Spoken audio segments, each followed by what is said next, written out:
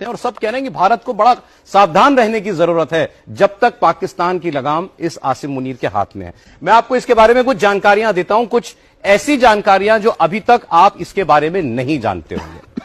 General Asim Munir का background मदरसे का है, अब ये तो सब जानते हैं। इसके पिता एक मौलाना थे और उसी मदरसे में ये आसिम मुनीर जो है वो उसने अपनी शुरुआती पढ़ाई भी की। ये परंपरागत सैनिक नहीं है। 1986 में जब जियाउल हक पाकिस्तान का राष्ट्रपति था तब इसे पाकिस्तान की सेना में भर्ती किया गया और अपनी रिटायरमेंट से सिर्फ 2 दिन पहले ये चीफ बना। आपको पता होगा कि आर्मी ट्रेनिंग स्कूल के जरिए इस आसिम मुनीर की भर्ती हुई है, ना कि पाकिस्तान मिलिट्री एकेडमी के जरिए, जो कि वहां का मेन इंस्टीट्यूशन है। इसके पिता रावलपिंडी की मस्जिद में इमाम हुआ करते थे और मुनीर की शुरुआती पढ़ाई वहीं एक मदरसे में भी हुई। तो वहां से ये रेडिकलाइजेशन, पुलवामा का हमला हुआ तो ये आईएसआई का चीफ था। अब ये पाकिस्तान की मिलिट्री इंटेलिजेंस का भी डायरेक्टर रह चुका है। तो 2 खुफिया विभागों का प्रमुख रह चुका है। रेडिकल आदमी है, बहुत कट्टर सोच का है। हाफिज कुरान खुद को कहता है, जब बातें करता है तो कुरान की आयतें बार बार अपनी बातचीत में कोट किया करता है और उसी से दुनिया को पता चला कि यह आदमी बहुत खतरनाक है। अब आपको बताते हैं कि इतना खतरनाक क्यों है। क्योंकि यह समझौते पर यकीन नहीं करता, यह सिर्फ और सिर्फ लड़ाई और जंग में यकीन रखता है और भारत के साथ तो हर वक्त। आईएसआई और मिलिट्री इंटेलिजेंस का चीफ रह चुका है, जैसे मैंने आपको बताया। पुलवामा का हमला इसके आईएसआई चीफ रहते हुए ही हुआ था। तो उस लिहाज से पाकिस्तान का जितना आप समझिए कि खुफिया तंत्र है, उस पर इसकी बहुत मजबूत पकड़ है। तो ये जनरल मुनीर क्यों आज तक का सबसे खतरनाक पाकिस्तानी जनरल माना जा रहा है? He is perhaps the most dangerous army chief Pakistan has had.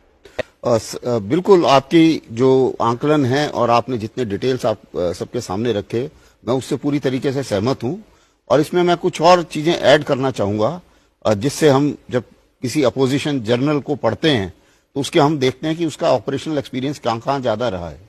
दूसरी चीज ये है कि जैसा आपने बताया, इसकी जो पकड़ है और ये आईएसआई चीफ रहा, 2 इसने अपॉइंटमेंट्स करे हैं, तो जितने भी बहुत उनके काफी साठगांठ है और अच्छी पकड़ है।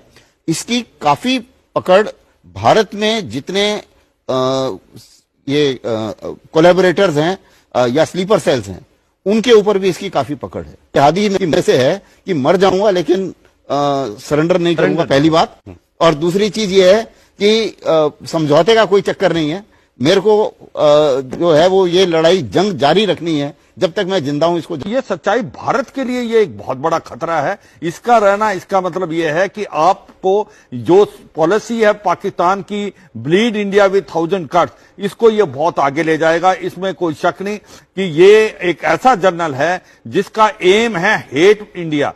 क्या अभी ये घटनाएं बंद होने वाली है? मुझे नहीं लगता, क्योंकि ये एक पागल है, जैसे बताएगा। ये रेडिकलाइजेशन ज्यादा फैलाने की कोशिश कर रहा है, आतंकवादी। सर, जैसा जो आप लोग, मतलब ये ऐसा आदमी है जो तबाह हो जाए, अपने देश को डुबा दे, लेकिन सरेंडर ना करे। वो उस सोच से है ये। इसलिए हमें बड़ा सतर्क रहना पड़ेगा कि ये आइंदा भी जल्दी कुछ कर सकता है।